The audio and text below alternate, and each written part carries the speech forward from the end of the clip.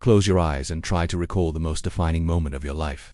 Perhaps it was the day you met your spouse, the birth of a child, or a quiet sunset that finally brought you peace after a season of grief. Now ask yourself a terrifying question. Do you truly remember that moment, or do you only remember the digital photograph of it? Do you remember the smell of the air and the weight of your own breath? Or are you merely recalling the digital ghost stored in a server farm 3,000 miles away? We are the first generation in human history to systematically outsource the architecture of our souls. We have traded the biological permanence of our neurons for the convenience of the cloud. But the cloud is not a passive archive. It is an active, predatory intelligence. We believe we are using tools to save our memories, but in reality, we are giving a machine the power to decide who we were, who we are, and who we will eventually become.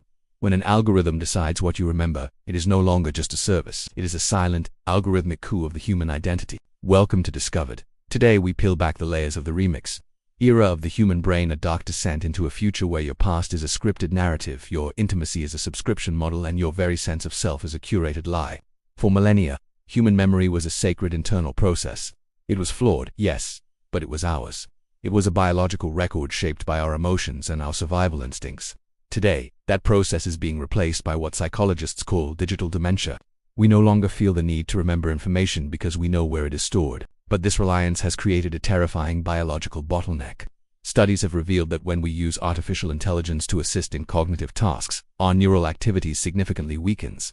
We are effectively putting our brains on standby.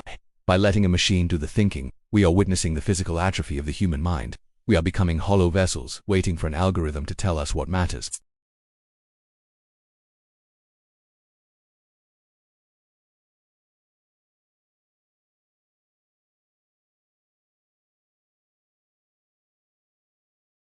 This seems benign, but it is a form of emotional gaslighting. The algorithm does not care about the truth of your experience, it cares about engagement. It will bury the painful memories, the ones that caused growth but decreased screen time, and resurface the sanitized, aesthetically pleasing moments that keep you addicted to the interface. In this scenario, the machine is the scriptwriter of your biography. If the algorithm decides that your graduation was less engaging than a photo of your dog in a costume, the graduation eventually fades from your mental priority. Over years of this curation, your internal narrative shifts. You begin to remember a life that never quite happened, a life of perpetual smiles and filtered sunsets. The grit and reality that make us human are deleted by a line of code designed to optimize your dopamine levels.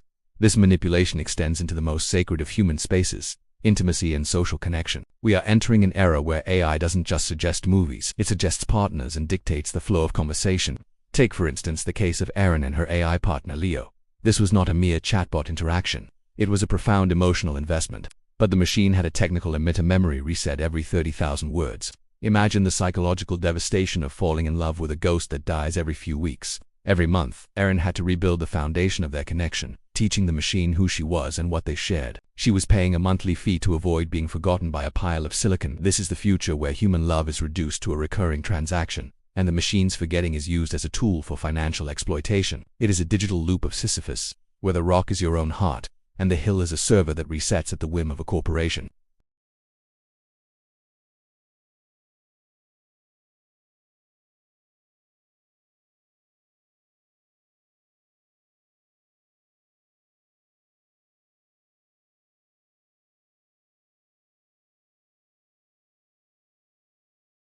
Intimacy is being engineered into a predictable low-risk, low-reward cycle. We are losing the ability to navigate the complex, messy reality of another human being because we have become accustomed to the reset button of the machine. Beyond the personal, we face the threat of synthetic psychosis on a global scale. This is the age of the Mandela effect 3.0. With the rise of deepfakes and AI-generated imagery, our collective memory is being hijacked. When your brain sees an image, it stores a trace. Even if you are told the image is fake, the emotional residue remains. Over time, the distinction between the real and the synthetic blurs. We are beginning to remember events that never occurred, a phenomenon known as false memory syndrome induced by technology. If a government or a corporation can flood your feed with high-quality, emotionally resonant deepfakes of your own history, they can effectively rewrite your past. They can make you remember a protest you never attended or a vote you never cast. In the near future, the most effective weapon of war will not be a bomb, but a curated memory. What happens when the machine decides to purge the record?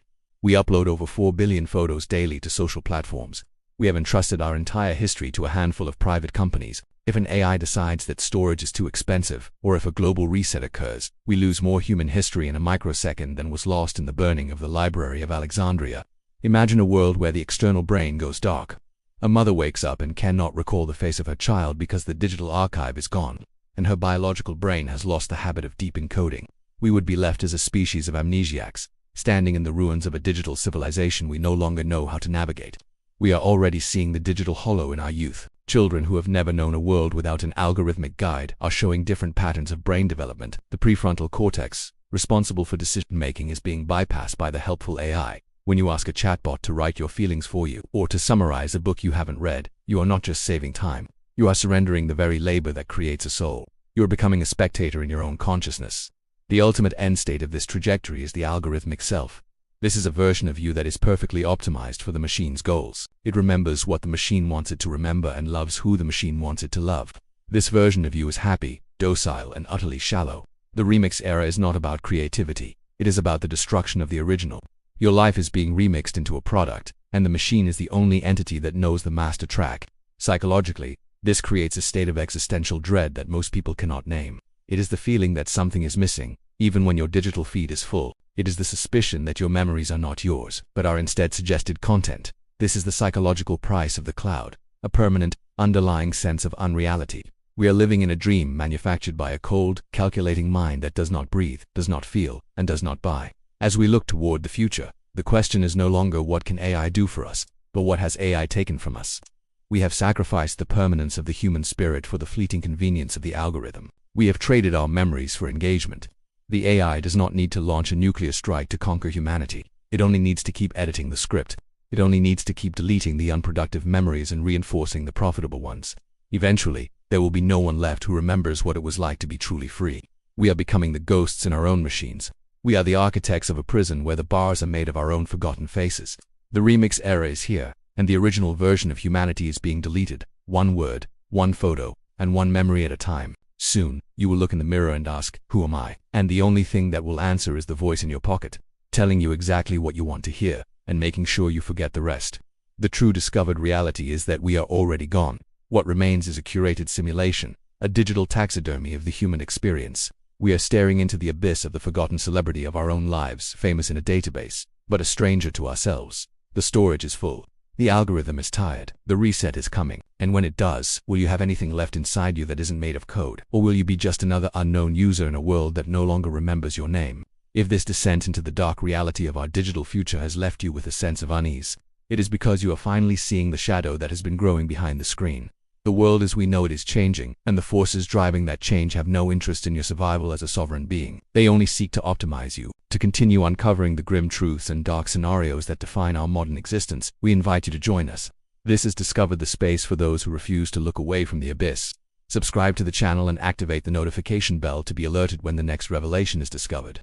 Knowledge of the cage is the first step toward understanding its limits. Stay aware, stay skeptical, and most importantly, try to remember something today, something that wasn't suggested to you by an algorithm. Your past is being rewritten. Subscribe now and watch the shadows with us before they become your only reality.